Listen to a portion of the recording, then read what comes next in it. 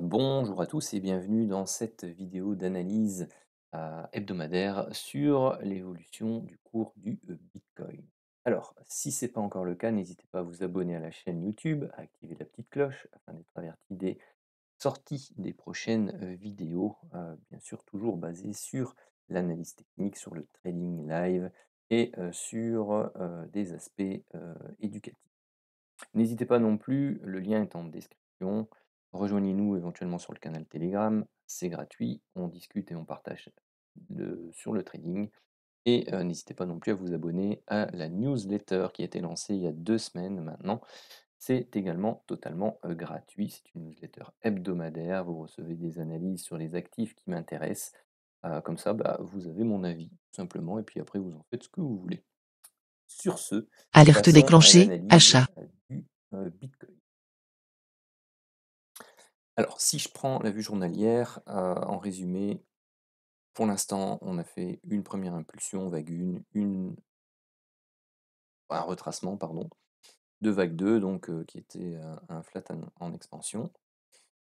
Une vague impulsive de vague 3, qui a été très longue puisqu'elle a fait 300% d'amplitude de la vague 1, et pour l'instant, on aurait une fin de vague 4 ici, autour des 49 400, qui a quand même fait un retracement sous forme d'une complexe de 50% de l'amplitude de la vague 3, ce qui n'est pas anormal étant donné l'amplitude de celle-ci. Alors, la vidéo d'aujourd'hui va porter sur le fait que, bon, soit j'attendais ici une structure de correction, puis un retracement avec un nouveau plus bas pour continuer donc la correction de vague 4 et pouvoir racheter ce nouveau plus bas pour retravailler une poursuite de ce grand range latéral correctif ou l'attaque enfin des plus hauts historiques. Alors, ce qui se produit ici, et je vais peut-être passer du coup directement en 2500 ticks, si vous voyez, bon là on est revenu en zone de survente ce week-end et puis là on a accéléré. Et donc bah, il sera intéressant de voir un peu ce que ça donne. Je vais juste déjà mettre en place la partie retracement Fibonacci. Hop, voilà, c'est celle-là qui m'intéresse ici. Donc on est allé même chercher plus bas. Donc à mon avis les 78,6 ont été. Voilà. Faudrait que. Ok, que j'enregistre les modifs. Que. Voilà. Donc on est allé rechercher pile poil les 78,6 en correctif. Bon après voilà, ici il n'est pas en cotation continue, mais il y a eu entre vendredi et samedi un décalage. Et donc samedi, dimanche, puis là lundi, mardi et aujourd'hui mercredi. Donc on va voir un peu ce qui s'est passé ici en allant sur le 2500 ticks. Normalement, c'est là Alerte déclenchée, vente à découvert.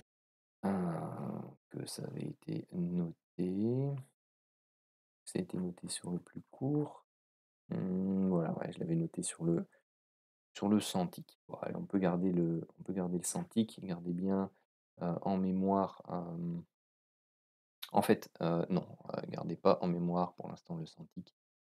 Ici, ce que je voulais vous montrer, c'est qu'on avait fait. Bon, je me remets sur le 2500. On a fait une première hausse ici sur ce point-là. Et je vais essayer de le noter plus haut. Voilà, on a fait son retracement ici. Point 2. Alors, soit on fait 3, 4, 5. Ici, on fait A, B et C. Et puis là, on refait 5. Ça, c'est une première proposition. La deuxième, c'est qu'on a fait 1, 2, 3, 4 et 5. Et les deux, en fait, mènent tout simplement au même résultat. C'est que cette phase-ci est soit une phase correctrice baissière pour aller rechercher une vague C, peu importe que vous faites ici 1, 2, 3, 4, 5 pour un A, donc un petit A, un petit B, un petit C, comme ceci, et puis là vous entamez une grande C, soit vous faites ici une grande 1 ou une A, et vous retracez ça ici en 2 ou en B. L'ensemble des, comment, des décomptes plaident pour une poursuite de la hausse tout au moins correctrice pour aller rechercher euh, au moins la zone des 65 000, voire la zone ici des, on va dire, 70 000.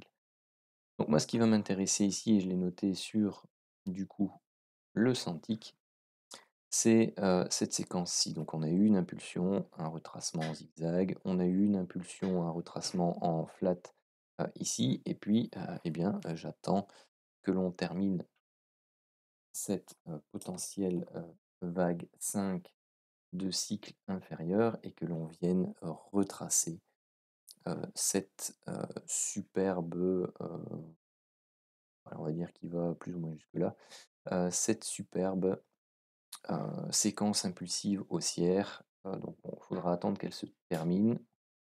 Ouais, il avait déjà été mis là, pardon. Il faudra attendre qu'elle se termine, pourquoi pas sur la zone ici des 58 500. Pour ensuite, d'ailleurs je vais plutôt me caler sur cette zone-là, bah, c'est déjà celle-là, voilà. Hop. Et donc bah, ici on pourrait aller rechercher donc cette zone-là, corriger en 3 temps, rechercher une zone de retracement sympathique avant de repartir pour soit lancer un nouveau bull run, soit lancer la poursuite de la structure correctrice. Parce que celle-ci est soit une sous-vague 1, soit une sous-vague A, celle-ci serait soit une sous-vague 2, soit une sous-vague B. Et donc là, on travaillerait soit une sous-vague 3, soit une sous-vague C.